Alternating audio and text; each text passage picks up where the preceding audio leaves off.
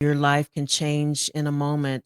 That extra Absolutely. glass of wine after dinner, your kid unfortunately decides to go to do a shooting at a school. The parents are now getting sent to jail.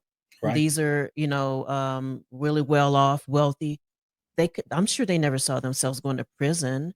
So that And I'm thin just so line. grateful that I didn't. The DA wanted me to. You know, Yeah, yeah, she I'm was gonna glad you make an didn't. example out of me, and again, because of privilege and my parents were willing to pay the legal bills to defend Mhm, me, I ended up, not having that. I mean, the outcome is I did end up with a felony, and, I've thought a lot about I could I go back and get those records sealed or expunged? And the answer is yes. I've talked about it so much at this point.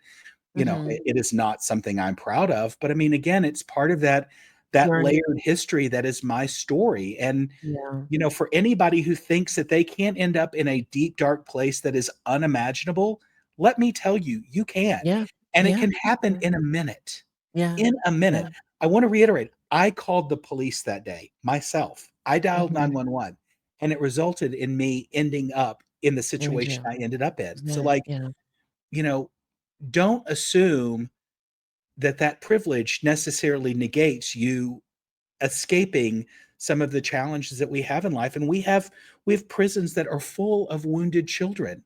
Oh, You know, yeah, I yeah. I feel like, we have politicians running our world that are wounded children. We see these things playing out, like, when we recognize that we are all wounded children walking through and doing our part to get through, it really reframes how we see people in our world. It doesn't excuse anybody's behavior, but it does reframe that there's more to the story than just seeing them in this moment, in this context, with this action.